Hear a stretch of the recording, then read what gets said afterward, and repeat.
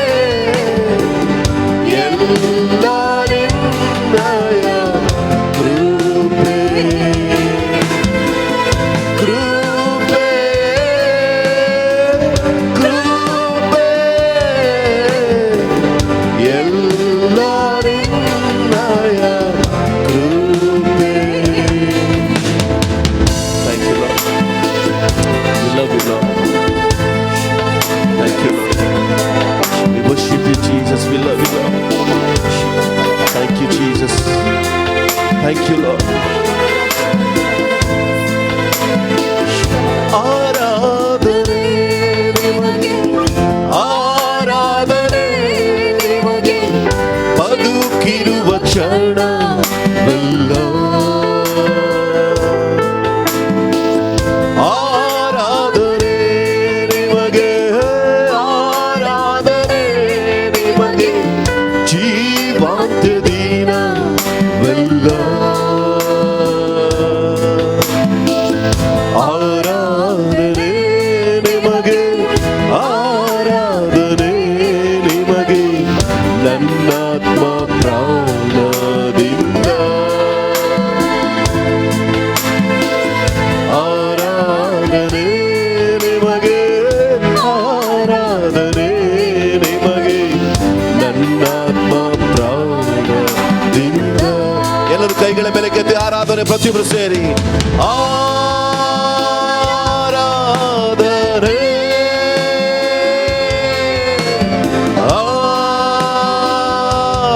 ಆರಾಧನೆ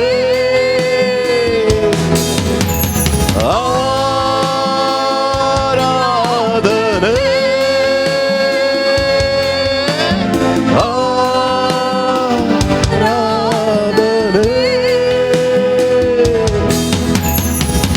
ಆರಾಧನೆ ನಿಮಗೆ, ಆರಾಧನೆ ನಿಮಗೆ, ನನ್ನಾತ್ಮ ಪ್ರಾಣದಿಂದ ಆರಾಧನೆ ನಿಮಗೆ, ಆರಾಧನೆ ನಿಮಗೆ, ನನ್ನಾತ್ಮ ಪ್ರಾಣದಿಂದ. ನನ್ನ ಒಳ್ಳೆ ಕುರುಬನೇ, ನನ್ನ ಪ್ರಾಣ ಪ್ರಿಯನೇ, ನಿಮಗೆ ಆರಾಧನೆ. ನನ್ನ ಒಳ್ಳೆ ಕುರುಬನೇ, ನನ್ನ ಪ್ರಾಣ ಪ್ರಿಯನೇ, ನಿಮಗೆ ಆರಾಧನೆ. ನನ್ನ ಕಷ್ಟದಿ ನನ್ನ ಪರಿಹಾರಿ, ನಿಮಗೆ ಆರಾಧನೆ. ನನ್ನ ಕಷ್ಟದಿ ನನ್ನ ಪರಿಹಾರಿ, ನಿಮಗೆ ಆರಾಧನೆ. ಎಲ್ಲರೂ ಸೇರಿ ಆರಾಧನೆ ಆರಾಧನೆ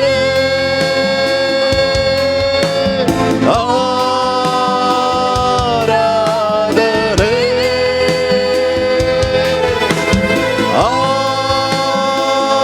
ಆರಾಧನೆ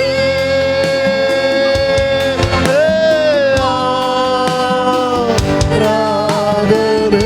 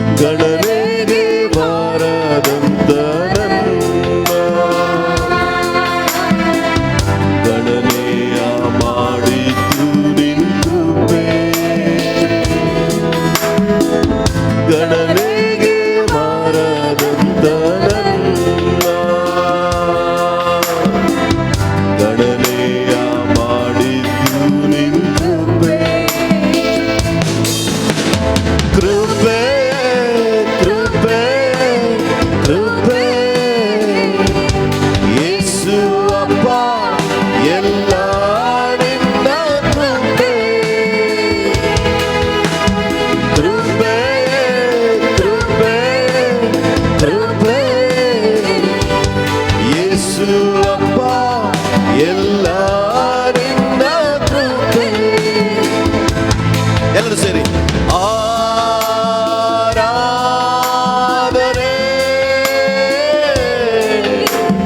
ಆರಾಧನೆ ಆರಾಧನೆ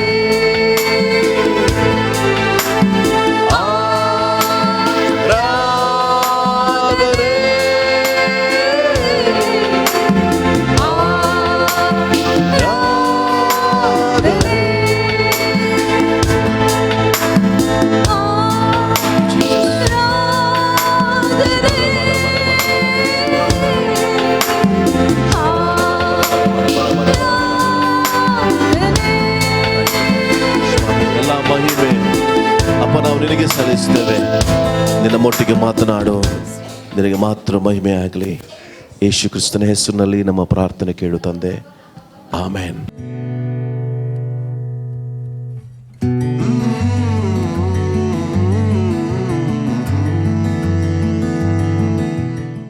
wish you happy new year. ಶಲೋಮ್. ದೇವರು ನಿಮ್ಮನ್ನು ಆಶೀರ್ವಾದ ಮಾಡಲಿ ಈ ವರ್ಷದಲ್ಲಿ. प्रभु इस साल में आपको आशीष करे. ಹಾಲೆಲೂಯಾ. हालेलुया. ದೇವರು ತನ್ನ ಕೃಪೆ ಮೂಲಕವಾಗಿ 2021ನೇ ಇಸ್ವಿಯಲ್ಲಿ ಕಾಲಿಡುವುದಕ್ಕೆ ದೇವರು ಕೃಪೆ ಕೊಟ್ಟಿದ್ದಾನೆ. 2021 में प्रभु ने हमको नया साल में पाँव रखने के लिए प्रभु ने सहायता किया है. ದೇವರು ಎಷ್ಟೋ ಉಪಕಾರಗಳನ್ನು ನಮ್ಮ ಜೀವಿತದಲ್ಲಿ ಮಾಡಿದ್ದಾರೆ. प्रभु बहुत उपकारों को हमारे जीवन में उसने ಕಳೆದ किया है. ವರ್ಷದಲ್ಲಿ ದೇವರು ಅನೇಕ ಅಪಘಾತಗಳಿಂದ ಅನಾಹುತಗಳಿಂದ पिछले साल में बहुत एक अपघात से दुर्घटना से हमको प्रभु ने बचा के रखा है. ಮತ್ತು ವಿಚಿತ್ರವಾದ ಕಾಯಿಲೆಗಳಿಂದ ದೇವರು ನಮ್ಮನ್ನು ತಪ್ಪಿಸಿ 2021ನೇ ಇಸ್ವಿಯಲ್ಲಿ ಕಾಲಿಡುವುದಕ್ಕೆ ದೇವರು ಕೃಪೆ ಕೊಟ್ಟಿದ್ದಾನೆ. इस 2021 साल में बहुत प्रभु ने हमको रखा है कि पिछले साल में आया वो सारी बीमारी से हमको बचा के रखा है. ಹಾಗಾಗಿ ದೇವರಿಗೆ ಸ್ತೋತ್ರ ಹೇಳ್ರಿ, ಧನ್ಯವಾದ ಹೇಳ್ರಿ. इसलिए प्रभु को धन्यवाद कहे और प्रभु को महिमा करे. ಎಷ್ಟು ಒಳ್ಳೆ ತಂದೆ ನಮಗಾಗಿ ಆತನಿದ್ದಾನೆ. कितना अच्छा पिता हमारे लिए वो है. ಎಲ್ಲರೂ ಎಷ್ಟೋ ಜನರು ಈ ಲೋಕದ ಯಾತ್ರೆ ಮುಗಿಸಿದ್ರು. बहुत लोग इस संसार की यात्रा को उन्होंने खत्म किया. ಆದರೆ ದೇವರು ನಮಗೆ ಒಂದು ಹೊಸ ವರ್ಷವನ್ನು ಕಾಣುವಂತೆ ದೇವರು ಕೃಪೆ ಕೊಟ್ಟನು. मगर प्रभु ने अपने कृपा से हमको नया साल देखने के लिए दिया है. ಈ ವರ್ಷದ ಕೆಲವೊಂದು ವಾಗ್ದಾನಗಳನ್ನು ತೆಗೆದುಕೊಂಡು इस साल की प्रभु की वाचों को हम लेके ಯೆಶಾಯ 54:11ನೇ ವಚನದಿಂದ 17ನೇ ವಚನದವರೆಗೂ ಈ ವರ್ಷದ ವಾಗ್ದಾನಗಳನ್ನು ನಾವು ತೆಗೆದುಕೊಳ್ಳೋಣ. ಐಸಾಯ पुस्तक की 54 अध्याय के 11वां पद से हम ಕಳೆದ ವರ್ಷದಲ್ಲಿ ಕುಗ್ಗಿ ಹೋದಂಥ ಗಾಳಿಯ ಬಡಿತಕ್ಕೆ ಒಡೆದಂಥ ಕುಟುಂಬಗಳಿಗೆ सर पिछले साल में आप बहुत कष्ट में और दुखित में रहने वाले परिवारों के लिए, ಯಾರೋ ಸಂತೈಸದವರ ಕುಟುಂಬಕ್ಕೆ, कोई भी उनको सांत्वना नहीं देने वाला उस परिवार के लिए ದೇವರು ತನ್ನ ಅಸ್ಥಿವಾರವನ್ನು ಹಾಕುವಂತ ವರ್ಷ. वो प्रभु उनको नींव धालने वाला एक साल है.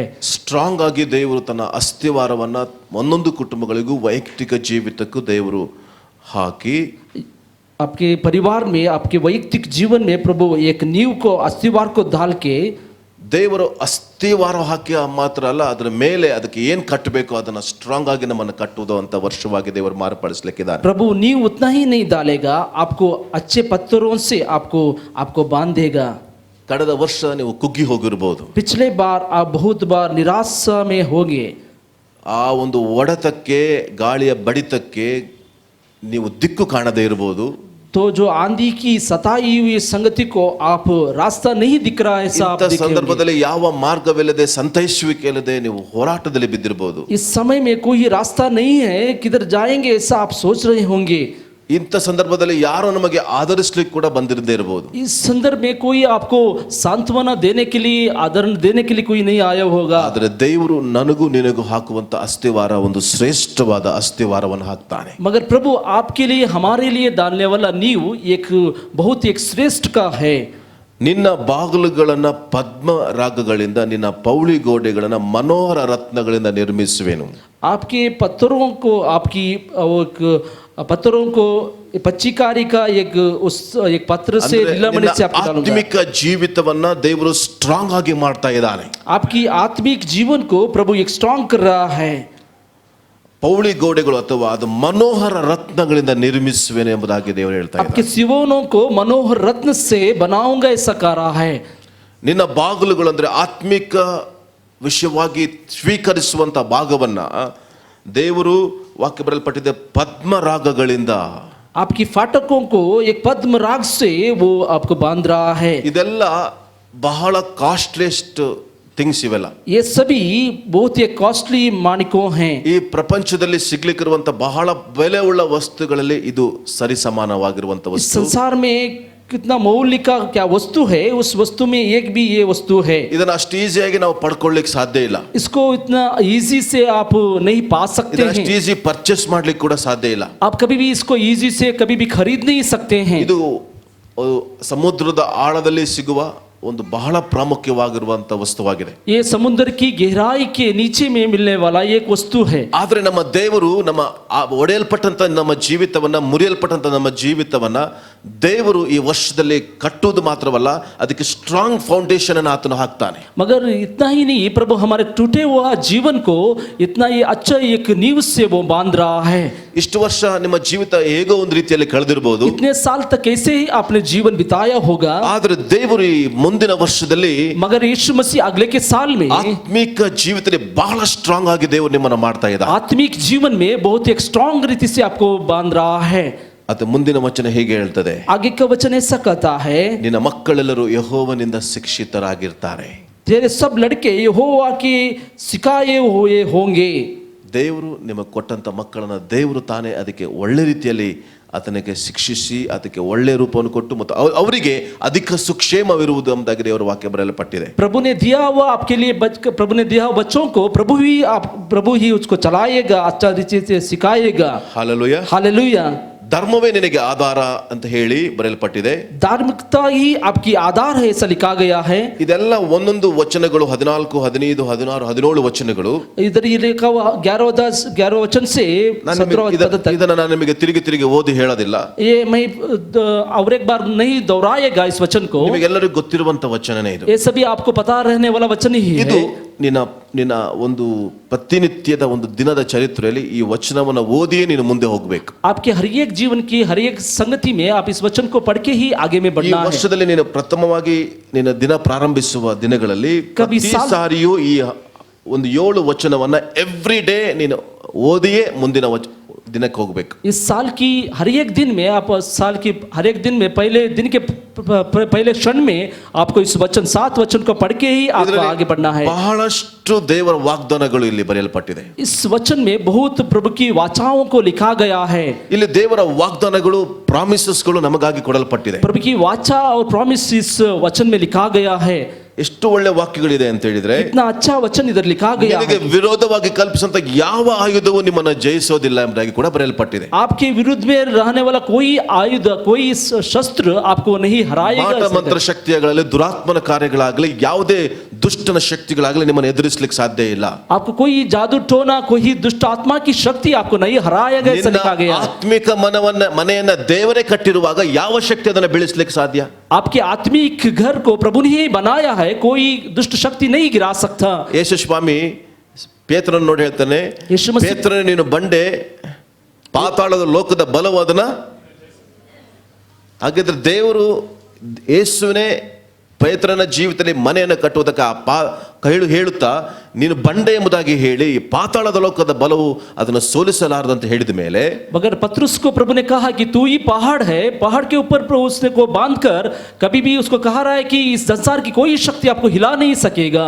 ದೇವರೇ ನಮ್ಮ ಮನೆಯನ್ನ ಕಟ್ಟಿ ನಮ್ಮ ಆತ್ಮಿಕ ಜೀವಿತವನ್ನು ಕಟ್ಟಿ ಅದಕ್ಕೆ ಬೇಕಾದ ಗಾರೆಯನ್ನ ಹಾಕಿ ಅದು ಆ ಫೌಂಡೇಶನ್ ಅನ್ನು ಸ್ಟ್ರಾಂಗ್ ಮಾಡಿ ಬಾಗಿಲುಗಳನ್ನು ಭದ್ರಪಡಿಸಿ ಪೌಳಿಗಳನ್ನು ಸ್ಟ್ರಾಂಗ್ ಮಾಡಿದ ಮೇಲೆ ಯಾವ ಶಕ್ತಿ ನಮ್ಮನ್ನು ಎದುರಿಸಲಿಕ್ಕೆ ಸಾಧ್ಯ ಇದೆ? प्रभु ने हमारे घर को नींव डालकर, प्रभु ने हमको घर बनाकर, प्रभु ने बनाया उस संगति को कोई शक्ति नहीं हिला सकता. ಈ ವರ್ಷದಲ್ಲಿ ಪ್ರತಿಯೊಬ್ಬರ ಆತ್ಮಿಕ ಜೀವಿತವನ್ನ ದೇವರು ತಾನೇ ಕಟ್ಟಿ ನಿಮ್ಮನ್ನ ಯಾವ ವೈರಿ ಕೈಲಿ ಸಿಕ್ಕದ ಹಾಗೆ ದೇವರು ಕಾಪಾಡ್ತಾನೆ. प्रभु ही आपके घर को बांधकर किसी वैरी के हाथ में आप नहीं मिलेंगे, ऐसे प्रभु करेगा. ಹಾಲೆಲೂಯಾ. हालेलुया. ಆಗ ನೀನು ಧೈರ್ಯವಾಗಿ ಹೇಳ್ದು, ನಿನಗೆ ವಿರುದ್ಧವಾಗಿ ಕಲ್ಪಿಸಂತ ಯಾವ ಆಯುಧವು ಜಯಿಸಲಾರದು ಎಂಬುದಾಗಿ ಧೈರ್ಯವಾಗಿ ಹೇಳ್ಬೋದು. आपके विरुद्ध रहने वाला कोई शस्त्र आपको नहीं हराएगा, आप धैर्य से कह सकते हैं. ಹಾಲೆಲೂಯಾ. हालेलुया. ದೇವರ ಮಕ್ಕಳು ಸ್ಟ್ರೀಟ್ ಅಲ್ಲಿ ನಡೆಯಬೇಕಾದ್ರೆ ಏನಾಗ್ಬೋದು, ಅವರೆಲ್ಲ ದೇವರ ಕವರಿಂಗ್ ಅಲ್ಲೇ ನಡೀತಾ ಇರ್ತಾರೆ. कब प्रभु की बच्चे रास्ते पे चलते हैं, प्रभु की कवरिंग में वो जाते हैं. ಹಾಲೆಲೂಯಾ. हालेलुया. ಆದ್ರೆ ಅನ್ಯ ಜನರು ಹಾಗಲ್ಲ, ಅವರು ಕವರಿಂಗ್ ಮಾಡ್ಕೊಂಡು ಓಡಾಡಬೇಕು, ಅಲ್ಲಿ ಇಲ್ಲಿ ಏನಾದ್ರು ಮಾಡ್ಕೊಂಡು ಓಡಾಡಬೇಕು. ಆದ್ರೆ ದೇವರ ಮಕ್ಕಳಿಗೆ ಅಡ್ವಾನ್ಸ್ ಆಗಿ ದೇವರು ಹಾಕಿ ಕಳಿಸ್ಬಿಡ್ತಾನೆ. मगर बाहर के लोगों को उनको कवरिंग करके उसको चलना पड़ेगा, मगर प्रभु की बच्चों को प्रभु ने कवरिंग दे दिया है. ಅವ್ರು ತಮ್ಮನ್ನ ಕಾಪಾಡಿಕೊಳ್ಳೋದಕ್ಕೆ ದಿನ ಬೆಳಿಗ್ಗೆ ಹೋಗಿ ಅವ್ರ ಹತ್ರ ಸ್ವಲ್ಪ ಸೇಫ್ಟಿ ಕೊಡ್ರಪ್ಪ ಅಂತ ಕೇಳ್ಕೊಂಡು ಮಾಡಿಸ್ಕೊಂಡು ಹೋಗ್ಬೇಕು. ಆದ್ರೆ ದೇವರು ಈ ವರ್ಷದಲ್ಲಿ ಪ್ರಾರಂಭದಲ್ಲಿಯೇ ನಿನ್ನನ್ನು ಸೇಫ್ಟಿ ಆಗಿ ದೇವರು ನಿನ್ನನ್ನು ಫೀಲ್ಡ್ ಅಲ್ಲಿ ಬಿಡ್ತಾ ಇದ್ದ. बाहर के लोगों को उधर सेफ्टी के लिए उन लोगों के पास जाना पड़ेगा, मगर प्रभु की बच्चों को सेफ्टी प्रभु ने दे दिया है. ಒಂದು ಸಾರಿ ದೇವರ ಮಾತು ನಿನಗಾಗಿ ಯಾವ ಆಯುಧವು ನಿಮ್ಮನ್ನು ಜಯಿಸೋದಿಲ್ಲ ಅಂತ ಹೇಳಿದ ಮೇಲೆ ಅದು ಸತ್ಯವೂ 100% ನಡಿಲೇಬೇಕು. 100% यह है कि आपके विरुद्ध कोई हथियार नहीं चलेगा. ये प्रभु की वचन है कि आपके जीवन के लिए. ಸುಮ್ಮನೆ ಈ ವಾಕ್ಯ ಬರೆಯಲ್ಪಟ್ಟಿಲ್ಲ, ऐसे ही इस वचन नहीं लिखा गया है, ಅದು ಯಾರಿಗೂ ಬರೆಯಲ್ಪಟ್ಟಿಲ್ಲ. वो किसी को नहीं लिखा गया है. ಕುಗ್ಗಿದವಳೆ, वो ಗಾಳಿ ಬಡಿತಕ್ಕೆ ಹೊಡೆದವಳೆ, ಯಾರೋ ನಿನ್ನನ್ನು ಸಂತೈಸಿದವಳೆ, ಇಂಥ ಜೀವಿತದಲ್ಲಿ ಹಾದು ಬಂದಂತ ನನಗೂ ನಿನಗೂ ದೇವರು ಹೇಳುವಂತ ಮಾತೇನಂದ್ರೆ ಯಾವ ಲೋಕದ ಶಕ್ತಿ ಕೂಡ ನಿನ್ನನ್ನು ಜಯಿಸ್ಲಿಕ್ಕೆ ಆಗಲ್ಲ ಎಂಬುದಾಗಿ. ये दुखियारी तू जो आंधी की सताई हुई स्त्री, आपके लिए कोई ये शक्ति नहीं लेगा, इसे लिखा गया है. ಅಂದ್ರೆ ಮಾಟ ಮಂತ್ರ ಮಾಡೋರು ನಿಮ್ಮ ಮನೆ ಒಳಗೆ ಬಂದು ಲಿಂಬೆಹಣ್ಣು ಹಾಕಿದ್ರು ನಿಮಗೆ ಏನಾಗಲ್ಲ ಅಂತ. वो जादू टोना करने वाले नींबू आके आपके घर में डालेगा तो भी आपको कुछ नहीं होगा.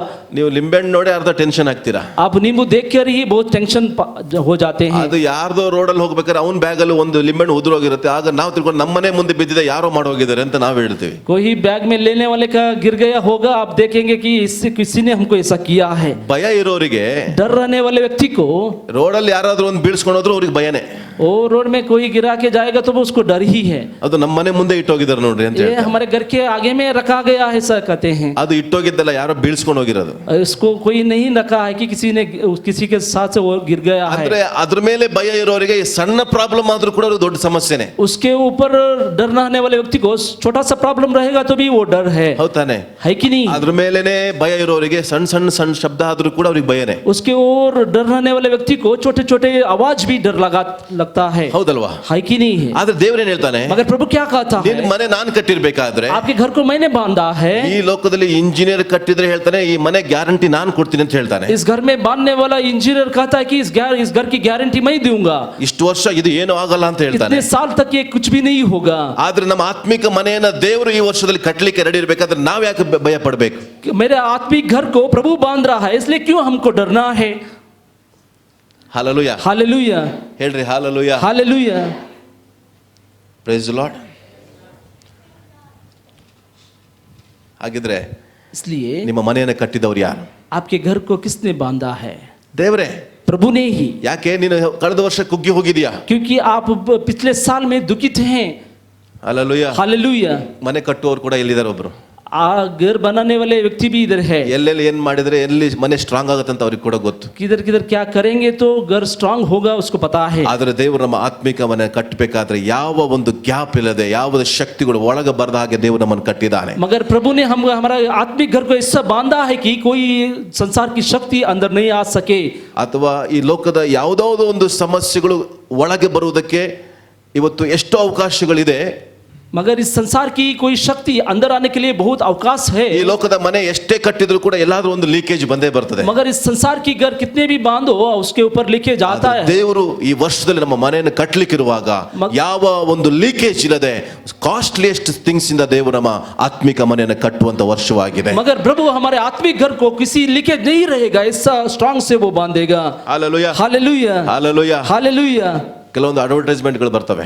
बहुत एक एडवर्टाइजमेंट आता है, ಸಿಮೆಂಟ್ ಅಡ್ವರ್ಟೈಸ್ಮೆಂಟ್ಗಳು. सीमेंट की एडवर्टाइजमेंट. ಅವರು ಗೋಡೆ ಕಟ್ತಾರೆ, एक दरवाज हो, एक ಎರಡು ಮೂರು ಜನ ಬಂದು ಅದಕ್ಕೆ ಹೊಡಿತಾರೆ, उसको हिलाते हैं और लगाते हैं इसे. ಅವರೇ ಬಿದ್ದೋಳ್ತಾರೆ, ಆದ್ರೆ ಗೋಡೆ ಏನಾಗಲ್ಲ. ಆಗ ಹೇಳ್ತಾರೆ ಅವರು ಸಿಮೆಂಟ್ ಗಟ್ಟಿಯಾಗಿದೆ ಅಂತ ಹೇಳ್ತಾರೆ. मगर वो दीवार ये ऐसा एक स्ट्रांग है कि ऐसा वो एडवर्टाइजमेंट दिखाते हैं. ಈಗ ನೀವು ಇಮ್ಯಾಜಿನ್ ಮಾಡ್ಕೊಳ್ರಿ, आपको उसको सोचिए, ದೇವರು ನಿನಗೆ ಹಾಕಿರುವಂತ ಗಾರೆ ಯಾವುದು? आपको प्रभु ने डाला हुआ सीमेंट कौन सा है? ಯಾರು ಬಂದು ಡಿಚ್ಚಿ ಹೊಡೆದ್ರು? कोई आके उसको, ಸೈತಾನ ಬಂದು ತೊಂದರೆ ಮಾಡಕ್ಕಾಗತ್ತಾ? कोई शैतान आके उसको हिला सकता है क्या? ಅದಕ್ಕೆ ಮುಂದಿನ ವಚನ ಬರೆಯಲ್ಪಟ್ಟದ್ದು, ಈ ಯಾವ ಶಕ್ತಿಯು ನಿನ್ನನ್ನು ಏನ್ ಮಾಡ್ಲಿಕ್ಕಾಗಲ್ಲ.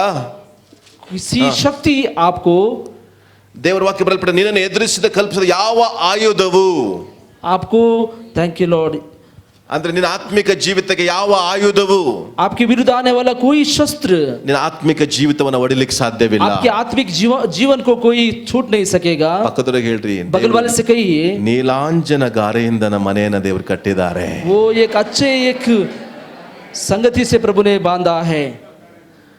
ನೀವು ಯಾವ್ಯಾವ ಗಾರೆ ಕೇಳಿದ್ರೋ ಅವ್ರ ಹತ್ರ ಹೋಗಿ ಕೇಳ್ರಿ, ಯಾವ್ಯಾವ ಗಾರೆ ಇದೆ ನನಗೆ ಗೊತ್ತಿಲ್ಲ, ಆದ್ರೆ ದೇವರು ನಮಗೆ ಮನೆ ಕಟ್ಟಿದ್ದಾನೆ, ನೀಲಾಂಜನ ಗಾರೆಯಿಂದ ಮನೆಯನ್ನು ಕಟ್ಟಿದ್ದಾನೆ. मगर प्रभु ने हमको बांधा है कि नील मणि से उसने बांधा है. ಹಾಲೆಲೂಯಾ. हालेलुया. ಹಾಗಿದ್ರೆ ಯಾವ ಬಿರುಕು ನನ್ನ ಆತ್ಮಿಕ ಜೀವಿತಕ್ಕೆ ಈ ವರ್ಷ ದೇವರು ಬರದ ಹಾಗೆ ಕಾಯ್ತಾನೆ.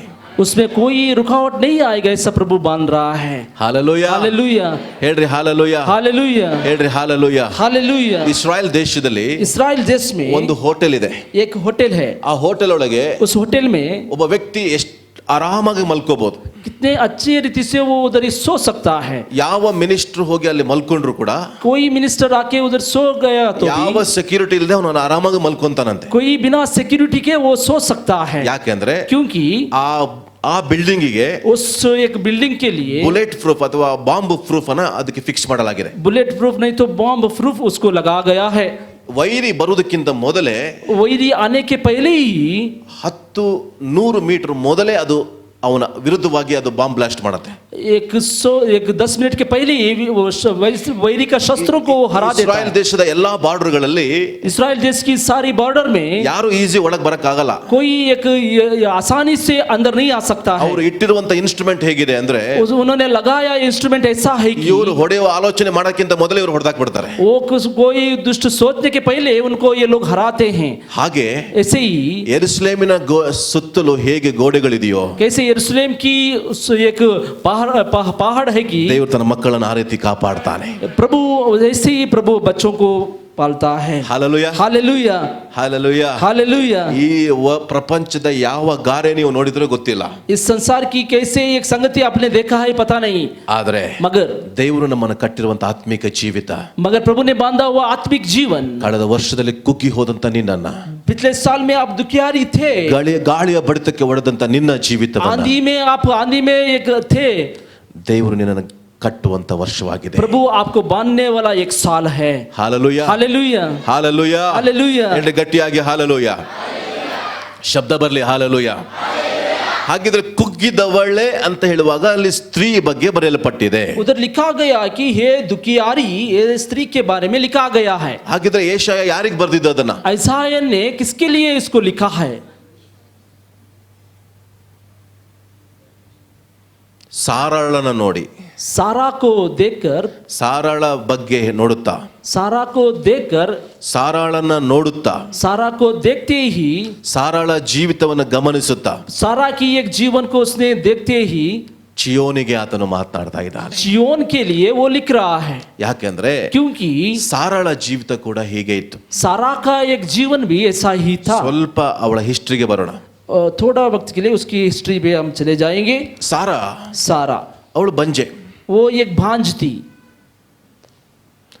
ದೇವರು ಅಬ್ರಹಾಮನನ್ನು ಕರೆದಾಗ, कब इब्राहिम को प्रभु ने बुलाया, ಅಬ್ರಹಾಮನಿಗೆ 75 ವರ್ಷ, इब्राहिम को 75 इयर्स है. ಸಾರಳನ್ನ ಕರಿಬೇಕಾದ್ರೆ सारा को बुलाने के समय में 65 ವರ್ಷ ಸಾರಳಿಗೆ, उसको 65 इयर्स है. 10 ವರ್ಷದ ಅಂತರ ಇಬ್ಬರಿಗೆ. 10 साल की एक अंतर उनके बीच में है. ಈಗ ದೇವರು ಅಬ್ರಹಾಮನನ್ನು ಕರೆದ, अभी इब्राहिम को प्रभु ने बुलाया, ನಾನು ತೋರಿಸುವಂತ ಸ್ಥಳಕ್ಕೆ ನೀನು ಹೋಗ್ಬೇಕು ಎಂಬುದಾಗಿ. मैं दिखाने वाले स्थल कर आपको जाना ಈಗ पड़ेगा. ದೇವರು ಒಬ್ಬನನ್ನು ಕಳಿಸುವುದಕ್ಕಿಂತ ಮೊದಲು कब प्रभु एक आदमी को भेजने के पहले ಯಾರನ್ನಾದ್ರೂ ಹುಡುಕ್ತಾ ಇರ್ತಾನೆ, ಯಾರನ್ನ ಕಳಿಸ್ಲಿ ಎಂಬುದಾಗಿ. प्रभु ढूंढता है कि किसको मैं भेजूं, ಅವರನ್ನ ಕಳಿಸ್ಲಾ, इसको भेजूं, ಇವರನ್ನ ಕಳಿಸ್ಲಾ, इसको भेजूं, ಇವರನ್ನ ಕಳಿಸ್ಲಾ, इसको भेजूं, ಯಾರನ್ನ ಕಳಿಸ್ಲಿ किसको मैं भेजूं, ಎಂಬುದಾಗಿ ದೇವರು ಹುಡುಕ್ತಾನೆ. प्रभु ढूंढते रहेगा. ಇಲ್ಲ ಓದಿರೋರನ್ನ ಕಳಿಸ್ಲಾ, मैं पढ़ाई करने वाला व्यक्ति को ಇಲ್ಲ भेजूं क्या? ಶ್ರೀಮಂತರನ್ನ ಕಳಿಸ್ಲಾ, बहुत अमीर लोगों को मैं भेजूं क्या? ಅಥವಾ ಏನು ಗೊತ್ತಿಲ್ಲದವರನ್ನ ಕಳಿಸ್ಲಾ. कुछ भी नहीं पता है उन लोगों को भेजूं क्या? ದೇವರು ಇದನ್ನೆಲ್ಲ ಆಲೋಚನೆ ಮಾಡಲ್ಲ. प्रभु ऐसा कभी भी नहीं सोचेगा. ದೇವರು ಆಲೋಚನೆ ಮಾಡೋದು ಯಾರು ಗೊತ್ತಾ? प्रभु कैसे ದೇವರು सोचेगा? ಯಾರನ್ನ ಕಳಿಸ್ತಾನೆ ಗೊತ್ತಾ? प्रभु किसको भेजता है पता है? ಯಾರು ತನ್ನ ಮಾತನ್ನ ಕೇಳಿ ನಡೀತಾರೋ ಅವರನ್ನ ಮಾತ್ರ ಕಳಿಸ್ತಾನೆ ಅಷ್ಟೇ. कौन व्यक्ति उसकी बात सुनकर चलता है उन लोगों को भेजता है. ಗಮನಿಸಿದ್ರ? आपको देखिए ದೇವರು ಆರಿಸಿಕೊಳ್ಳುವಿಕೆಯಲ್ಲಿ कब प्रभु चुनता है कि ಯಾರು ನನ್ನ ಮಾತನ್ನ ಕೇಳಿ ನಡೀತಾರೋ ಅವರನ್ನ ಮಾತ್ರ ದೇವರು ಆರಿಸಿಕೊಳ್ಳೋದು. प्रभु की बात कौन सुनकर चलता है उनको प्रभु चुनता है. ರೈಟ್? है कि नहीं? ಈಗ ಆತನು ಮನೆ ಬಿಟ್ಟು ಹೊರಟಿದ್ದಾನೆ. अभी घर छोड़ के वो चला गया है. ಯಾವುದು ಊರೆಂಬ ಸ್ಥಳ ಅಲ್ಲ, ऊर ಊರೆಂಬ ಸ್ಥಳವನ್ನು ಬಿಟ್ಟು ಹೊರಟಿದ್ದಾನೆ. ऊर उस स्थल को छोड़ के प्रभु वो चला जा रहा है. ತಂದೆ ಕುಟುಂಬದವರು ಒಂದು ಮೂರ್ತಿ ಪೂಜೆ ಮಾಡುವಂತವರು. वो पिता उसके पिता की घर वाले मूर्ति पूजक थे. ಇದನ್ನ ದೇವರು ಗಮನಿಸಿ ಒಬ್ಬ ವ್ಯಕ್ತಿನ ಆರಿಸಿಕೊಂಡಿದ್ದಾನೆ. सभी को देखकर प्रभु ने एक व्यक्ति को चुना है. ಇವನು ಹೇಳಿದ ಕೂಡಲೇ ಎಲ್ಲವನ್ನ ಬಿಟ್ಟು ಬಂದ್ಬಿಟ್ಟ.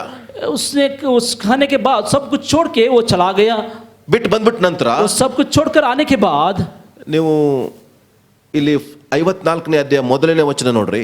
54 अध्याय का पहला वचन आप देखिए. ಹೆರದವಳೆ, ಬಂಜೆಯೇ, ये भांज ಹರ್ಷಧ್ವನಿಗೈ, आप एक जय जयकार कर. ಪ್ರಸವ ವೇದನೆಯನ್ನು ಅನುಭವಿಸದವಳೆ, प्रसन्नहीन रहने वाली स्त्री, ಆನಂದ ಸ್ವರವೆತ್ತಿ ಕೂಗು. आप खुशी से जय जयकार करो.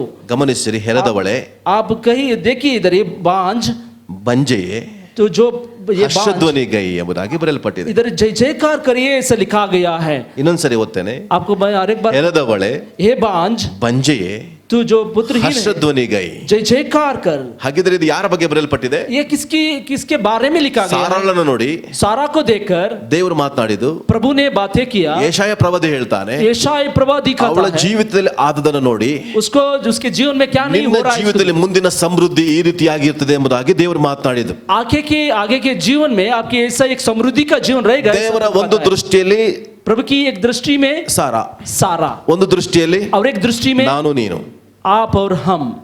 ಅಲ್ಲಿ ಬಂಜೆಯನ್ನು ನೋಡಿದಾನೆ. उधर बांझ को उसने देखा ಆ है. ಬಂಜೆ ಮೂಲಕವಾಗಿ ದೇವರ ಉದ್ದೇಶವನ್ನು ಈ ಕಡೆ ನೋಡ್ತಾ ಇದ್ದಾನೆ. प्रभु उस बांझ की अंदर से प्रभु के उद्देश्य को देख रहा है. ಅರ್ಥ ಆಗ್ತಿದೆ ನಾನು ಹೇಳ್ತಿರೋದು? आपको समझ में आ रहा है? ಒಂದ್ ಸೈಡ್ एक साइड में ಸಾರಳ ನೋಡ್ತಾ ಇದ್ದಾನೆ, सारा को देख रहा है. ಬಂಜೆ, बांझ है, ಆ ಬಂಜೆ ಮೂಲಕವಾಗಿ उस बांझ की द्वारा से ಒಂದು ಸಂತತಿನ ನಾನು ಮಾಡ್ಲಿಕ್ಕಿದ್ದೇನೆ. एक संतान को देख रहा है. ದೇವರು ನೋಡ್ತಾ ಇದ್ದಾನೆ. प्रभु देख रहा है. ಈ ವರ್ಷದಲ್ಲಿ इस साल में ದೇವರು ನೋಡುವಂತ ಕಾರ್ಯ ಏನು ಗೊತ್ತಾ? प्रभु देखने वाला काम क्या ಏನು है? ಇಲ್ಲದ ನಿನ್ನ ಜೀವಿತದಲ್ಲಿ कुछ भी नहीं है आपके जीवन में. ಇದ್ದವನ ಹಾಗೆ ದೇವರು ನೋಡಿ क्या है कि आपके जीवन में वैसा देखकर ಆಶೀರ್ವಾದವನ್ನ ಬಿಡುಗಡೆ ಮಾಡ್ತಾ ಇದ್ದಾನೆ. आशीष को दे रहा है. ಅದೇ ಆಗಲ್ಲ ಅಂತ ಕುಳಿತವ್ರೆ, वो कुछ नहीं होगा ऐसा ಇದು बैठने ಅಸಾಧ್ಯ वाले, ಎಂಬುದಾಗಿ ಕುಳಿತವ್ರೆ, कुछ भी नहीं होगा ऐसा बैठने ಆಗಲ್ಲ वाले, ಎಂಬುದಾಗಿ ಕುಳಿತವಳೆ, कुछ भी नहीं होगा ऐसा बैठने ದೇವರು वाले, ಆಗುವ ಹಾಗೆ ದೇವರು ಮಾತನಾಡ್ತಾ ಇದ್ದಾರೆ. प्रभु होगा ऐसा प्रभु बात कर रहा है. ಕುಗ್ಗಿದವಳೆ, ये आप ಗಾಳಿಯ ಬಡಿತಕ್ಕೆ ಹೊಡೆದವಳೆ. आप एक दुखित रहने वाले स्त्री. ಆದರೆ 54ನೇ ಅಧ್ಯಾಯ ಒಂದನೇ ವಚನಕ್ಕೂ 54 अध्याय के पहले वचन को 11ನೇ ವಚನಕ್ಕೂ 11वां वचन को ಮಧ್ಯದಲ್ಲಿ ಒಂದು ವಚನ ಇದೆ, बीच में एक वचन है, ಅದೇ 10ನೇ ವಚನ. वो 10वां पद है. ನಾನು ಮಾಡಿದಂತ ಒಪ್ಪಂದವನ್ನು ನಾನು ಎಂದಿಗೂ ಬಿಟ್ಟುಕೊಡಲ್ಲ. मैं आपके साथ किया हुआ वाचा को कभी भी नहीं टूटूंगा. ಹಾಲೆಲೂಯಾ. हालेलुया. ನಾನು ನಿಮ್ಮ ವಿಷಯದಲ್ಲಿ ಮಾಡಿಕೊಂಡಿರುವಂತ ಒಪ್ಪಂದವನ್ನು ನಾನು ಬಿಟ್ಟು ಆಗಲ್ಲದಲ್ಲ. मैं आपके साथ किया हुआ वाचा को मैं कभी भी नहीं छोड़ूंगा. ನಾನು ಯಾವುದು ಬೇಕಾದ್ರೆ ಬಿಟ್ಟು ಹೋಗ್ಬೋದು, कुछ भी वो जाएगा, ಗುಡ್ಡಗಳು ಕದಲಿ ಹೋಗ್ಬೋದು, पहाड़ टल ಬೆಟ್ಟಗಳು जाएगा, ಸ್ಥಳವನ್ನು ಬಿಟ್ಟು ಹೋಗ್ಬೋದು, वो पहाड़ टल ಆದ್ರೆ जाएगा. ನಾನು ನಿನ್ನ ವಿಷಯದಲ್ಲಿ ಮಾಡಿಕೊಡುವಂತ ಉದ್ದೇಶಗಳನ್ನ आपके साथ मैंने किया हुआ ನಾನು वाचा ಮಾಡೇ ತೀರಿಸ್ತೇನೆ. मैं कर ही ಅದನ್ನು दूंगा. ಬಿಟ್ಟು ಆಗಲ್ಲದಿಲ್ಲ. वो कभी भी नहीं ನಾನು ಅದನ್ನ जाएगा. ತೀರಿಸ್ತೇನೆ वो मैं पूरा करूंगा ही ಎಂಬುದಾಗಿ ಆತನು ತೀರ್ಮಾನಿಸ್ತಾನೆ. वो ऐसा प्रभु कह रहा है. Hallelujah, hallelujah, hallelujah. हालेलुया. ವರ್ಷಗಳು ಬದಲಾಗಬಹುದು, साल ऐसे चलेंगे, ಜನರು ಬದಲಾಗಬಹುದು, लोग बदलेंगे, ಪರಿಸ್ಥಿತಿಗಳು ಬದಲಾಗಬಹುದು, परिस्थिति बदलेंगे, ಬೆಟ್ಟಗಳು ಬದಲಾಗಬಹುದು, पहाड़ बदलेंगे, ಸಮುದ್ರವು ಬದಲಾಗಬಹುದು, ಸಮುದ್ರ ಬದಲೇಂगे, ಲೋಕ ಬದಲಾಗಬಹುದು, संसार बदलेगा. ನಾನು ನಿಮ್ಮ ವಿಷಯದಲ್ಲಿ ಮಾಡುವಂತ ಉದ್ದೇಶವನ್ನ आपके विचारों ನಾನು में क्या हुआ? ನೆರವೇರಿಸುವಂತದ ವ್ಯಕ್ತಿಯಾಗಿದ್ದೇನೆ ಎಂಬುದಾಗಿ ಹೇಳ್ತಾ ಇದ್ದಾನೆ. प्रभु आपके विचारों में किया वो संगति को पूरा करेगा ऐसा कह रहा है. ಒಂದನೇ ವಚನದಲ್ಲಿ पहले वचन ಕೆರದ में, ಬಂಜೆಯೇ, वो है बांझ 1500 ಕಿಲೋಮೀಟರ್ ಅಬ್ರಹಾಮನು ಪ್ರಯಾಣ ಮಾಡಿದ್ದಾನೆ. 1500 किलोमीटर अब्राहम ने वो एक सफर किया है. ಎಷ್ಟು? कितना है? 1500 ಕಿಲೋಮೀಟರ್ ಪ್ರಯಾಣ ಮಾಡಿದ್ದಾನೆ. 1500 किलोमीटर उसने अपने सफर किया है उसने. ಆದರೆ मगर ಅಬ್ರಹಾಮನು ಒಬ್ಬನೇ ಬರಲಿಲ್ಲ. इब्राहिम एक ही नहीं आया, ಅಬ್ರಹಾಮನ ಜೊತೆಯಲ್ಲಿ अब्राहम के साथ ಸಾರಳು ಕೂಡ ಬಂದಿದ್ದಾಳೆ. सारा भी आई है. ದೇವರು ಮಾತಾಡಿದ್ದು ಅಬ್ರಹಾಮನ ಹತ್ರ, अब्राहम के साथ प्रभु ने बातें किया, ಅದನ್ನು ಅನುಸರಿಸಿಕೊಂಡು ಬಂದಿದ್ದು ಸಾರಳು. उसको लेकर आने वाली स्त्री सारा है. ದೇವರ ಮಾತು ಅಬ್ರಹಾಮನಿಗೆ, प्रभु की बात अब्राहम को, ಅದಕ್ಕೆ ಒಬೆಯಾಗಿದ್ದು ಸಾರಳು. उसको विधेय हुआ कि ये सारा. ಹಾಲೆಲೂಯಾ, हालेलुया, ಹೇಳ್ರಿ ಹಾಲೆಲೂಯಾ. हालेलुया. ಅದಕ್ಕೆ ನಾನು ಹೇಳ್ತೀನಿ, इसलिए मैं कह रहा हूँ ಅಬ್ರಹಾಮನಿಗಿಂತ अब्राहम की से ज्यादा ಸಾರಳೆ सारा ಸ್ಪಿರಿಚುವಲಿ ಸ್ಟ್ರಾಂಗ್. आत्मिक रीति से वो स्ट्रांग है. ಅರ್ಥ ಆಗಿಲ್ಲ? आपको समझ में नहीं आया। ಅಬ್ರಹಾಮ ಕೇಳಿ ನಡೆದವನು, अब्राहम सुनकर चला, ಸಾರಳು ಕೇಳದೆ ನಡೆದವಳು. सारा बिना सुन के उसने चला। ಅಬ್ರಹಾಮನಿಗೆ ಗೊತ್ತಿತ್ತು, अब्राहम को पता था ನಾನು मैं ಸಾರಳನ್ ಬಿಟ್ಟು सारा को छोड़ ಬೇರೆಯವಳು ಮದುವೆ ಆದ್ರೂ ಒಂದು ಮಗು ಆಗತ್ತೆ. दूसरे को शादी करेगा तो भी बच्चा होगा, ಆದ್ರೆ ಸಾರಳ್ ನಂಬಿದ್ರು, मगर सारा उसने विश्वास किया था ನನಗೆ ಬೇರೆ ಯಾರ ಹತ್ರ ಹೋದ್ರೂ ಆಗಲ್ಲ, मेरे को किसी के साथ जाएगा तो भी कुछ भी नहीं होगा, ದೇವರೇ ಮಾತ್ರ ಮಾಡ್ಲಿಕ್ಕೆ ಸಾಧ್ಯ. मगर प्रभु ही करने वाला है, ऐसा है, उसने विश्वास किया है। ಅದಕ್ಕಾಗಿ इसलिए ನಾನು ಯಾಕೆ ಸಾರಳು ಸ್ವಲ್ಪ ಸ್ಪಿರಿಚುಲಿ ಸ್ಟ್ರಾಂಗ್ ಅಂತ ಹೇಳಲಿಕ್ಕೆ ಇಷ್ಟಪಡ್ತೀನಿ ಅಂದ್ರೆ, ವಾಕ್ಯದ ಪ್ರಕಾರ कि वचन के द्वारा मैं सारा ऐसा स्ट्रांग है कि ಹಾಗರನ್ನ ಹೊರಗೆ ಹಾಕು ಅಂತ ಹೇಳಿದಾಗ, हगार को उसने बाहर डालने के लिए कहा, ನಿನ್ನ ಹೆಂಡತಿ ಹೇಳಿದನ್ನ ಕೇಳು ಅಂತ ಹೇಳ್ತಾನೆ ದೇವರು. प्रभु कहता है कि आपके पत्नी ने क्या कहा उसको आप ಅಂದ್ರೆ ಸ್ವಲ್ಪ समझिए। ಸ್ಪಿರಿಚುಲಿ ನೀನು ಡೌನ್ ಇದೆಯಾ, ಅವಳು ಸ್ವಲ್ಪ ಸ್ಪಿರಿಚುಲಿ ಸ್ಟ್ರಾಂಗ್ ಇದ್ದಾಳೆ, ಅವಳ ಮಾತನ್ನು ಕೇಳು ಅಂತ. आप एक आत्मिक रीति से आप कमी है, इसलिए आपकी पत्नी क्या कर रही है उसको सुनिए, ऐसा कह रहा है। ಯಾಕ್ರಿ? क्यों, कैसा है? ಕೆಲವೊಂದ್ಸಾರಿ ಅನ್ನೊಂದು ಮಾತು ಕೇಳಬೇಕಾಗತ್ತೆ, ಆದ್ರೆ ಎಲ್ಲ ಮಾತಲ್ಲ, सभी बातें नहीं है, एक एक बार सुनना पड़ता है, ಸ್ವಲ್ಪ ಅವಾಗವಾಗ, ಎಲ್ಲಾ ಟೈಮಲ್ಲ. सभी समय में नहीं है। ದೇವರು ಹೇಳಿದಾಗ ಈಗಾದ್ರೂ ಸ್ವಲ್ಪ ಅವಳ ಮಾತು ಕೇಳು. अभी थोड़ा वक्त के लिए उसकी बातों आप ಯಾವ್ದು ನಿನ್ ಮಾತು ಕೇಳಲ್ಲ, ನಾನು ನನ್ನ ಮಾತಂಗೆ ನಡೆಯೋದು ನಾನು. किसी का मैं बात नहीं सुनूंगा, मेरे बात से ही होगा, ऐसा नहीं है, ಆಗಲ್ಲ.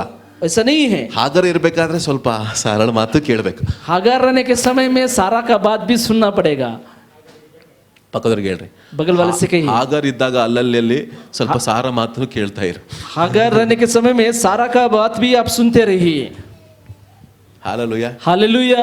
ಅಂದ್ರೆ ಏನಂತ ಹೇಳ, ಈಗ उसका बात का मतलब मैं कहूँ क्या, ಈಗ ನಿಮ್ ಟೋಟಲಿ ಕನ್ಫ್ಯೂಷನ್ ಚೇಂಜ್ ಆಗ್ಬಿಡುತ್ತೆ ನೋಡ್ರಿ. ಈಗ आपका ये कन्फ्यूजन वो चेंज हो जाएगा। ಗಲಾತ್ಯದವರಿಗೆ ಬರೆದ ಪತ್ರಿಕೆ, गलती का पुस्तक, गलतियों का पुस्तक 4ನೇ ಅಧ್ಯಾಯ 4 अध्याय के, ಈಗ ನೋಡ್ರಿ ಎಲ್ಲ ಹೋಗ್ತಾರಂತ ನೋಡ್ರಿ, ಗೊತ್ತಾಗತ್ತೀಗ. 21ನೇ ವಚನದಿಂದ ಓದ್ತಾ ಹೋಗ್ರಿ, ಒಬ್ರು ಯಾರಾದ್ರು ಗಟ್ಟಿಯಾಗಿ. 21 पद से कोई पढ़ते जाए।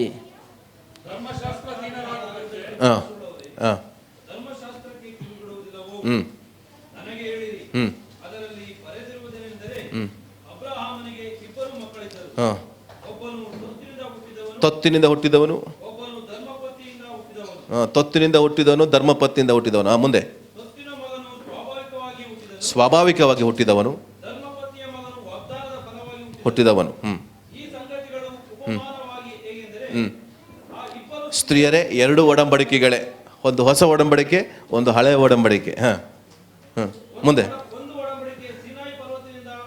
ಒಂದು ಒಡಂಬಡಿಕೆ ಸಿನಾಯಿ ಪರ್ವತದಿಂದ ಉತ್ಪತ್ತಿ ಆಯಿತು, ಅದೇ ಹಾಗರ್. ಹಳೆ ಒಡಂಬಡಿಕೆ ಯಾರು? ಪಕ್ಕದ ನೋಡಿ ಹೇಳ್ರಿ, ಹಳೆ ಒಡಂಬಡಿಕೆ ಓದ್ತಾ ಇದೆಯಲ್ಲ ನೀನು ಇಷ್ಟು ದಿನ, ಅದು ಯಾರು? ಹಾಗರ್. ಸ್ವಾಭಾವಿಕವಾಗಿ ಹುಟ್ಟಿದವರು, स्वाभाविक रीति से जन्मे हैं हागर के जैसे। ಈಗ ನೀನು ಇದಳಲ್ಲ, ಯಾರು? ಸಾರಾ, ಹೆರದ ಬಂಜೆ, ಅವಳು ಯಾರು? सारा हे बांझ कौन है? ಸ್ಪಿರಿಚುವಲ್ ಬರ್ತ್, एक आत्मिक जन्म। ಈಗ ಇನ್ನೂ ಸ್ವಲ್ಪ ನೀವು ಭಯ ಆಗತ್ತೆ ನೋಡಿ, ಈ ವಚನ ಓದಿಸ್ಬಿಟ್ಟು ಮುಂದೆ ಹೋಗ್ತೀನಿ. ರೆಡಿ, ಇದು ಮುಗಿಸ್ಬಿಡ್ರಿ. ಓಕೆ.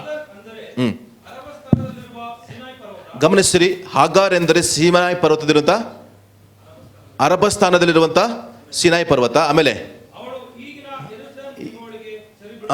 ಈಗಿನ ಎರುಸಲೇಮಿಗೆ ಸರಿ ಬೀಳುತ್ತಾಳೆ.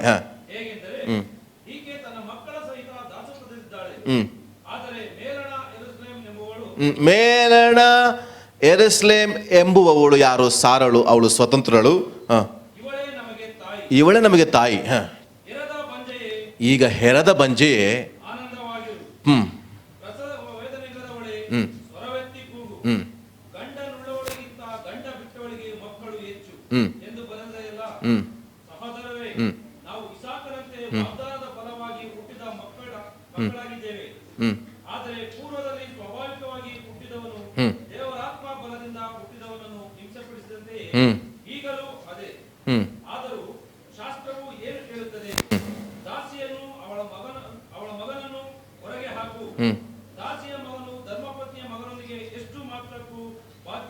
ಈಗ ಸ್ವಲ್ಪ ಅರ್ಥ ಆಯ್ತಾ?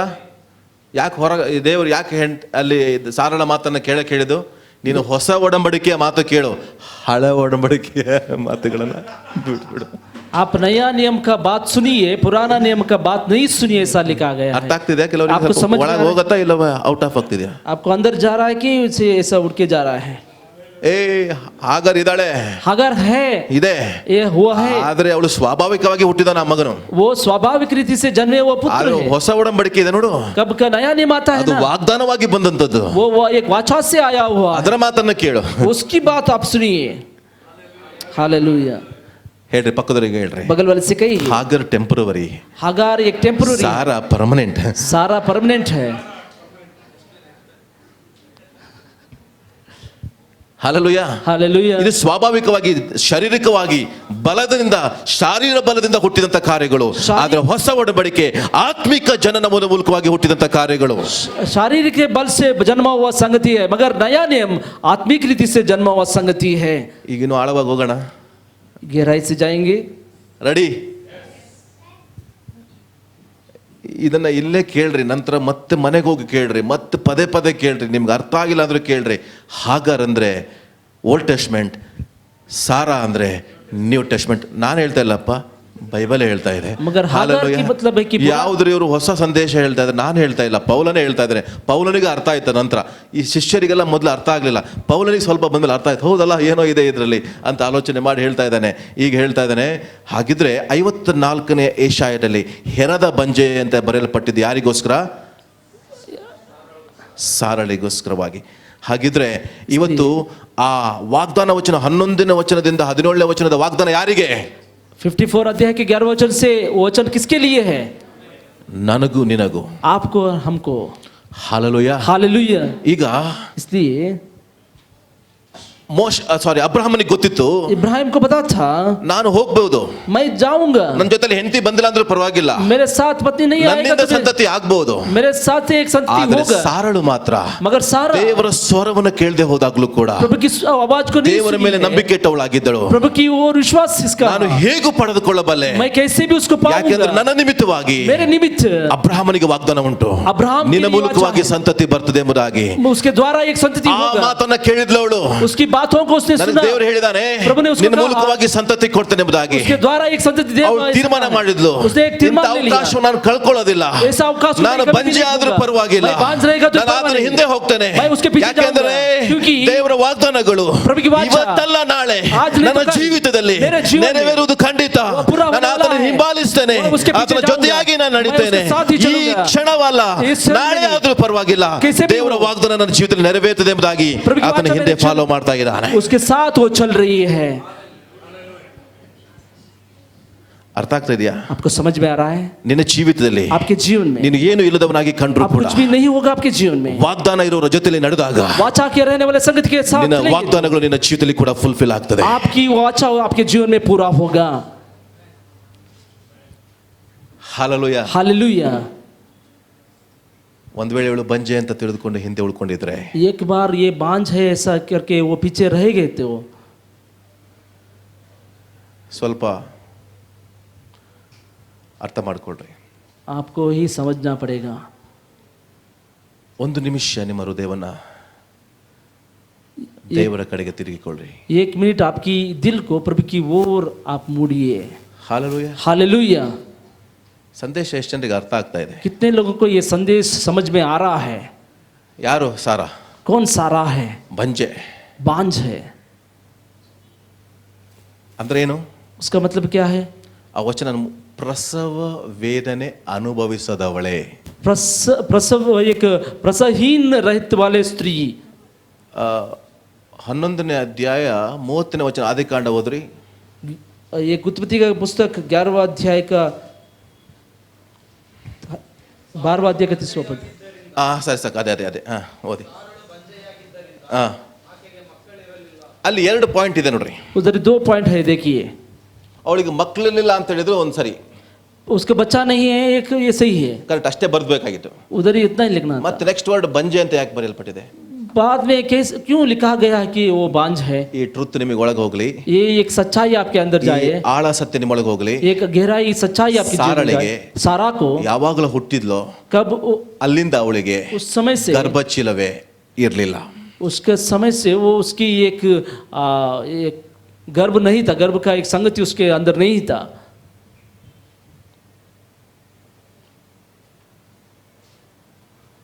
ಇರಲಿಲ್ಲ. उसके अंदर नहीं था. ಅವಳಿಗೆ ಗ್ಯಾರಂಟಿ ಗೊತ್ತು, उसको गारंटी पता है ಇದು कि ಮನುಷ್ಯ ಸ್ವಾಭಾವಿಕದಿಂದ ಇದು ಹುಟ್ಟಲಿಕ್ಕೆ ಸಾಧ್ಯ ಇಲ್ಲ, मनुष्य की एक संकल्प से ये कभी भी नहीं ಇದು जन्म ದೇವರ सकेगा. ವಾಗ್ದಾನದಿಂದ ಮಾತ್ರ ಹುಟ್ಟಲಿಕ್ಕೆ ಸಾಧ್ಯ प्रभु ಇಲ್ಲ. की वाचा के कारण ही वो जन्मेगा. ಅಲ್ಲಿ ಪ್ರಸವ ವೇದನೆಯನ್ನು ಅನುಭವಿಸಿದವಳೆ ಅಂದರೆ ಯಾವ ಒಂದು ನೋವು ಕೂಡ ಅವಳ ಜೀವಿತದಲ್ಲಿ ಇರಲಿಲ್ಲ. एक प्रसवहीन रहित संगति उसके जीवन में था कि कोई दर्द उसको नहीं था. ಅದಕ್ಕಾಗಿಯೇ इसलिए ಮಕ್ಕಳಿರಲಿಲ್ಲ, उसको बच्चे नहीं थे, ಅವಳು ಬಂಜಿ ಆಗಿದ್ದಳು. वो बांझ थी. ಅದಕ್ಕೆ ಅವಳು ನಕ್ಳು. इसलिए वो हंसी ಅವಳು ನಕ್ಳು ಯಾಕೆ ಹೇಳ್ರಿ? क्यों उसने हंसा? ನನಗೆ ಒಂದು ವರ್ಷದಲ್ಲಿ ನಿನಗೊಂದು ಮಗು ಆಗ್ತದೆ ಅಂತ ಹೇಳಿದಾಗ ಅವಳು ನಕ್ಳು ಯಾಕೆ ಹೇಳ್ರಿ? वो अगले साल में आपके लिए एक पुत्र वो जनेगा, ऐसा ಒಳಗಡೆ करने से ಏನು वो ಇಲ್ಲ, हंसी। ಇದು ಏನು ಇದು ಅಂತ. उसने सोचा कि अंदर ही कुछ नहीं है, कैसे वो होगा. ಹಾಲೆಲೂಯಾ. हालेलुया. ಆದರೆ मगर ಅಂತ ಸಹೋದರಿಯ वो एक बहन ಮೂಲಕವಾಗಿ के, उसके बहन के द्वारा ದೇವರ ವಾಗ್ದಾನ ಫುಲ್ಫಿಲ್ ಆಯಿತು. प्रभु की एक वाचा पूरा हुआ. ಅಬ್ರಹಾಮನಿಗೆ ದೇವರು ಹೇಳ್ತಾ ಇದ್ದಾನೆ, अब्राहम को प्रभु कह रहा है, ನಾನು ನಿನ್ನ ಮೂಲಕವಾಗಿ ಒಂದು ಸಂತತಿಯನ್ನು ಕೊಡ್ತೇನೆ. मैं आपके द्वारा एक संतति करूंगा. ಮಕ್ಕಳಿರಲಿಲ್ಲ, और उसको बच्चा नहीं ಬಂಜಿ ಆಗಿದ್ರು ಕೂಡ बांझ थी, ನನ್ನ ವಾಗ್ದಾನ मेरे वाचा ಇಲ್ಲದ ವ್ಯಕ್ತಿಯಲ್ಲಿ आपको वाचा नहीं था, ಉತ್ಪತ್ತಿ ಮಾಡಲಿಕ್ಕೆ ದೇವರಿಗೆ ಸಾಧ್ಯತೆ ಇದೆ. उस एक स्त्री के जीव में उत्पत्ति करने के लिए प्रभु ने ಅದಕ್ಕೆ ಒಂದು ಮಾತು ಮರೆಯಲ್ಪಟ್ಟಿದೆ, इसलिए एक वचन ಇಲ್ಲದನ್ನ ಇದ್ದ ಹಾಗೆ ಕರೆಯುವ ದೇವರು ಎಂಬುದಾಗಿ. क्या नहीं है उसको रहने के जैसे बुलाने वाला ನನ್ನಲ್ಲಿ ಇಲ್ಲ, वो नहीं है, ಹೇಳಿ ನನ್ನಲ್ಲಿ ಇಲ್ಲ, ये नहीं है मेरे ಆದ್ರೆ ನನ್ನಲ್ಲಿ ಇದೆ, मेरे अंदर है, ಇದ್ದ ಹಾಗೆ ऐसे रहने ನನ್ನ के जैसे, ಮೂಲಕವಾಗಿ ये मेरे द्वारा, ಕರೆದು हाँ, ನನ್ನನ್ನು ಆಶೀರ್ವಾದದ ನಿಧಿಯನ್ನಾಗಿ ದೇವರು ಮಾಡ್ಲಿಕ್ಕೆ प्रभु आशीष की एक सोताज आपको बनाएगा. ಇಲ್ಲದವುಗಳನ್ನು ಇದ್ದ ಹಾಗೆ ಮಾಡೋ ದೇವರು, ಇಲ್ಲದವುಗಳನ್ನು ಇದ್ದ ಹಾಗೆ ಮಾಡೋ ದೇವರು. ನನ್ನ ಯೇಸು, ನನ್ನ ಯೇಸು, ನನ್ನ ಯೇಸು, ನನ್ನ Yesu. Hallelujah, hallelujah, hallelujah, hallelujah. ನಿನ್ ಕೊರತೆ ನನ್ ಕೊರತೆ ನೀಗಿಸಲು ಸಾಧ್ಯ, ನನ್ ಕೊರತೆ ನಿನ್ ಕೊರತೆ ನೀಗಿಸಲು ಸಾಧ್ಯ. ಮುಂದೆ ಬರಲ್ಲ ಹಾಡು. Hallelujah, hallelujah. ಯಾಕಂದ್ರೆ ಇಲ್ಲದವುಗಳನ್ನ ಇದ್ದ ಹಾಗೆ ದೇವರು ಅಬ್ರಹಾಮನಿಗೆ ಯಾಕೆ ಕೊರ್ದ? ಅವಳಲ್ಲಿ ಏನಿಲ್ಲ, ಮಗು ಹುಟ್ಟುವ ಯಾವ ಒಂದು ಲಕ್ಷಣ ಅವಳಲ್ಲಿ ಇಲ್ಲ. ಆದರೆ ನಾನು ನಿನಗೆ ಕೊಟ್ಟಂಥ ವಾಗ್ದಾನ ನಿಮಿತ್ತವಾಗಿ ಅವಳಲ್ಲಿ ವಾಗ್ದಾನವನ್ನು ಜೊತೆಯಲ್ಲಿ ಅವಳು ಕ್ಯಾರಿ ಮಾಡಿದ್ರಿಂದ ವಾಗ್ದಾನದ ಮೂಲಕವಾಗಿ ಅವಳಿಗೆ ನಾನು ವಾಗ್ದಾನದ ಪುತ್ರವನ್ನು ನಾನು ಕೊಡಲಿಕ್ಕೆ ಶಕ್ತನಾಗಿದ್ದಾನೆ. ಮರಿಯಳಲ್ಲಿ ಯೇಸು ಹುಟ್ಟಿದಾಗ ಯಾವ ಒಂದು ಕನೆಕ್ಷನ್ ಇಲ್ಲ. ಪವಿತ್ರಾತ್ಮನದ ಹೇಗೆ ಗರ್ಭ ಧರಿಸಲ್ಪಡ್ತೋ ದೇವರ ವಾಗ್ದಾನ ಕೂಡ ನಿನ್ನಲ್ಲಿ ಇಲ್ಲದವುಗಳನ್ನು ದೇವರು ಉತ್ಪತ್ತಿ ಮಾಡಿ ನಿನ್ನೊಳಗೆ ತನ್ನ ಆಶೀರ್ವಾದವನ್ನು ನಿನ್ನಲ್ಲಿ ಹಾಕುವುದಕ್ಕೆ ಆತನು ಶಕ್ತನಾಗಿದ್ದಾನೆ. क्या नहीं है उसमें आने के जैसा प्रभु करने के लिए प्रभु सर्वशक्तिमान है. ಎಷ್ಟು ಜನ ನಂಬಿ ಹೇಳ್ತೀರಿ? कितने लोग विश्वास करते ಇವತ್ತು हैं? ನನ್ನಲ್ಲಿ ಇಲ್ಲ, आज नहीं है, ನಾಳೆ ನನ್ನ ಹತ್ರ ಇದೆ. मगर कल आपके ಇವತ್ತು अंदर ನನ್ನಲ್ಲಿ ಏನು ಕಾಣ್ತಾ ಇಲ್ಲ, आज कुछ भी नहीं दिखाई ನಾಳೆ पड़ ಕೊಡಲು रहा, ನನ್ನಲ್ಲಿ ಏನೋ ಇದೆ. आपके अंदर कुछ है. ಯಾಕೆಂದ್ರೆ क्योंकि ನನ್ನಲ್ಲಿ ದೇವರು मेरे अंदर ವಾಗ್ದಾನದ ಆಶೀರ್ವಾದಗಳನ್ನು ಇಟ್ಟಿದ್ದಾನೆ. प्रभु मेरे जीवन में आशीष को रखा है. ಹಾಗಾಗಿ इसलिए ಆತನು ಮಾಡಿದಂತ ಒಪ್ಪಂದ, इसलिए ಆತನು ಮಾಡಿದಂತ ಒಡಂಬಡಿಕೆ, उसने किया हुआ वाचा, ಆತನು ಮಾಡಿದಂತ ವಾಗ್ದಾನಗಳು उसने किया हुआ वाचा ನಮ್ಮ को ಜೀವಿತದಲ್ಲಿ ದೇವರು ನೆರವೇರಿಸಲಿಕ್ಕೆ ಶಕ್ತನಾಗಿದ್ದಾನೆ. आपके जीवन में पूरा करने के लिए प्रभु सर्वशक्तिमान है. 54ನೇ ಅಧ್ಯಾಯದ ಹೆಡ್ಲೈನ್ ಏನು ಬರೆಯಲ್ಪಟ್ಟಿದೆ ನೋಡ್ರಿ. 54 अध्याय का उसकी शिरोनाम क्या लिखा गया है देखिए. ಹೇಳ್ರಿ, ನಿನ್ನ ಮುಂದಿನ ವೈಭವ, ಈ ವರ್ಷದ ವೈಭವ ಅಂತ ಹೇಳ್ರಿ. आपके आने का एक वैभव ऐसा लिखा ಇಲ್ಲಿಂದ है. ನನ್ನ ವೈಭವ ಹೀಗೆ ಇರ್ತದೆ ಎಂಬುದಾಗಿ ಹೇಳ್ರಿ. अब आगे में दिन में आज से ऐसा वैभव मेरे जीवन में रहेगा ऐसा कहिए. Hallelujah, hallelujah. ಮುಂದಿನ ವೈಭವ, आगे का ಮುಂದಿನ वैभव, ವರ್ಷದ ಆಶೀರ್ವಾದ, आगे का एक आशीष ನಿನ್ನ ಜೀವಿತವನ್ನ आपके जीवन ದೇವರು ಕಟ್ಟುವಂತದನ್ನು ನೋಡ್ಲಿಕ್ಕಿದ್ದೀರಿ. प्रभु आपको ನಿನ್ನ बांधने का ಮೂಲಕವಾಗಿ सबक ಹುಟ್ಟುವಂತ ಜನರೇಷನ್, आपके अंदर से वो एक जन्म लेने ನಿನ್ನ वाला संतति, ಮಕ್ಕಳೆಲ್ಲರೂ ದೇವರಿಂದಲೇ ಶಿಕ್ಷಿತರಾಗಿರುವರು. प्रभु आपके बच्चे प्रभु से ಯಾವ शिक्षित ಮಕ್ಕಳು? होंगे. ಯೆರೂಸಲೇಮೇ, ಯೆರೂಸಲೇಮ್, ಅಂದ್ರೆ ದೇವರ ಮಕ್ಕಳೇ, प्रभु के बच्चे, ನಿನ್ನ ಮಕ್ಕಳೆಲ್ಲರೂ ದೇವರಿಂದಲೇ ಶಿಕ್ಷೆ आपके सभी बच्चे प्रभु से एक शिक्षित होंगे ऐसा लिखा गया है. ನಾವೇನ್ ಮಾಡಿದ್ವಿ? अब हमने क्या ಆ किया है? ವಚನ ನಮ್ಮ ಮಕ್ಕಳಿಗೆ ಮಾತ್ರ ಅಂತ ಹಾಕೊಂಡಿದ್ವಿ. उस वचन मेरे ದೇವರು बच्चों के ಹೇಳ್ತಿರೋದು ಆ ಮಕ್ಕಳಲ್ಲ, वो ಈ बच्चे नहीं। ಮಕ್ಕಳಿಗೆ ಹೇಳ್ತಾ ಇರೋದು. ये सभी बच्चों ಅವರಿಗೆ के- ಅಧಿಕ ಸುಕ್ಷೇಮ ಇರುವುದು. ये उन लोगों का एक अच्छा एक सुक्षेम रहेगा ऐसा लिखा ನಮ್ಮ गया है. ಮಕ್ಕಳಿಗೆ ಒಂದು ಒಳ್ಳೆ ವಾಕ್ಯ ಕೊಡ್ರಿ मेरे बच्चों को एक ಅಂತ अच्छा ಯಾರಾದ್ರೂ ಹೇಳಿದ್ರೆ ಏಷಯ 54:13 ಹಾಕೊಳ್ರಿ. ऐसा 54 ऐसा ಯಾಕೆ लिखा ನಿನ್ನ ಮಕ್ಕಳೆಲ್ಲರ ನಮಗೆ ಗೊತ್ತು, ನಾವು ದೊಡ್ಡವರು, ಅವರಿಗೆ ನಾವು ಮಕ್ಕಳು, ನಾವು ಹೇಳ್ತೀವಿ ಮಕ್ಕಳಿಗೆ ವಾಕ್ಯ ಕೊಡ್ರಿ ಅಂತ, ನಿನ್ನ ಮಕ್ಕಳಿಗೆ ಅಧಿಕ ಶಿಕ್ಷೆ ಇರೋದು. ಆದ್ರೆ ದೇವರು ಆ ಮಕ್ಕಳಿಗೆ ಹೇಳಿದಲ್ಲ, ಈ ಮಕ್ಕಳಿಗೆ ಹೇಳಿದ್ರು. मगर प्रभु ने उस बच्चे को नहीं, सभी बच्चों को प्रभु ने कहा है. ವಾಕ್ಯ ಗೊತ್ತಿಲ್ಲ, ಏನೇನೋ ವಾಕ್ಯವನ್ನು ಎಲ್ಲೆಲ್ಲೋ ಕನೆಕ್ಟ್ ಮಾಡಬೇಡ್ರಿ. मगर वचन नहीं पता है, इस वचन को किधर भी आप कनेक्ट नहीं कीजिए. ಯಾವ ಕುಗ್ಗಿದವಳು, ಯಾರ ಮೂಲಕವಾಗಿ ನಿನ್ನ ಜನರೇಷನ್ ದೇವರು ಉಂಟು ಮಾಡ್ತಾನೋ ಅಂಥವರ ಮಕ್ಕಳಿಗೆ ದೇವರು ಅಧಿಕ ಸುಕ್ಷೇಮವನ್ನ, ನಿನ್ನ ಜನರೇಷನ್ಗೆ, ನಿನ್ನ ಕುಟುಂಬವನ್ನ, ನಿನ್ನ ವೈಯಕ್ತಿಕ ಜೀವಿತಕ್ಕೆ ದೇವರು ಅಧಿಕ ಸುಕ್ಷೇಮವನ್ನು ದೇವರು ಇಟ್ಟಿರ್ತಾನೆ. आपके जीवन को, आपको संतति को, आपको प्रभु आशीष रखा है. ಅರ್ಥ ಆಯ್ತಾ? आपको समझ में आया? ಹಾಗರ್ ಪಕ್ಕದಲ್ಲಿ ಇದಾರಾ? हागर बगल में है क्या? ಇದೆ. है. ಬೈಬಲ್ ಅಲ್ಲಿ ಹಾಗರ್ ಇದೆ, ನಿಮ್ಮ ಪಕ್ಕದಲ್ಲೇ ಇಟ್ಕೊಂಡಿದ್ದೀರಾ?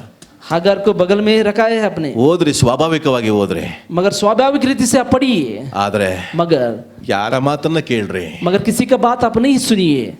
ಸರಳ ಮಾತನ್ನ ಕೇಳಿ. मगर सारा का बात आप सुनिए. ಹಾಲೆಲೂಯಾ. हालेलुया. ಹಾಗಿದ್ರೆ ಸ್ಪಿರಿಚುವಲ್ मगर ನೀನು ಬಹಳ ಅರ್ಥ ಮಾಡಿಕೊಳ್ಳಬೇಕಾಗಿರುವಂತ ಸತ್ಯ ಏನಂದ್ರೆ, आत्मिक रीति से ಮುಂದಿನ आपको ವರ್ಷ अगले ನಿನ್ನ साल ಜೀವಿತವನ್ನ ದೇವರು, ಆತ್ಮೀಕ ಮನೆಯನ್ನ ದೇವರು ತಾನೇ ಕಟ್ಟಿ ನಿನ್ನನ್ನು ಅಭಿವೃದ್ಧಿ ಪಡಿಸ್ತಾ ಇದ್ದಾನೆ. आत्मिक आपके घर को प्रभु ही बांध कर आपको आगे चलाएगा. ಹಾಲೆಲೂಯಾ. हालेलुया. ಸರಳ ಜೀವಿತ ನೋಡ್ರಿ. सारा को जीवन देखिए. ಯೇಸು ಅವಳ ಮೂಲಕವಾಗಿ ಆ ಜನರೇಷನ್ ಅಲ್ಲಿ ಬರುವಂತದನ್ನ ದೇವರು ಫಿಕ್ಸ್ ಮಾಡಿದ್ದಾನೆ. उसकी संतति के द्वारा यीशु मसीह पैदा होने के लिए प्रभु ने फिक्स किया है. ಅಬ್ರಹಾಮನ ಸಂತತಿ ಎಂಬುದಾಗಿ ಹೇಳಲ್ಪಟ್ಟಿದೆ. आज हम अब्राहम की संतति ऐसे कहा गए हैं. ಯಾವಾಗ ಅಬ್ರಹಾಮನಿಗೆ ವಾಗ್ದಾನಗಳು ಬಂತು, कब अब्राहम को वाचा आया, ಅಬ್ರಹಾಮನು ತನ್ನ ವಾಗ್ದಾನವನ್ನ उस वाचा को अब्राहम ने ಕ್ಯಾರಿ ಮಾಡಿದ್ದಾನೆ. वो लेकर जा रहा है. ಗ್ಯಾರಂಟಿ, ये गारंटी है. ದೇವರು ಹೇಳಿದ್ದಾನೆ, प्रभु ने कहा ನಾನು ನಿನ್ನ ಸಂತತಿನ ಆಶೀರ್ವದಿಸ್ತೇನೆ. आप मेरे संतान को आप बढ़ाएंगे. ಒಂದಿನ ಆಲೋಚನೆ ಮಾಡಿರ್ಬೋದು ಅವನು, उसने एक बार सोचा होगा, सारा ನೀನಿಲ್ಲ ಅಂದ್ರೆ ಪರವಾಗಿಲ್ಲ, आप नहीं रहेगा तो परवाह नहीं, ನನ್ನ ಮೂಲಕವಾಗಿ ನನ್ನ ಸಂತತಿನ ಇಂಪ್ರೂವ್ಮೆಂಟ್ ಮಾಡ್ಕೊಳ್ತೀನಿ. मेरे द्वारा से एक संतति को मैं इंप्रूवमेंट करूंगा. ऐसा ಆದ್ರೆ ಸಾರಾ ಹಂಗ್ ಮಾಡಿಲ್ಲ. मगर सारा ने ऐसा नहीं किया.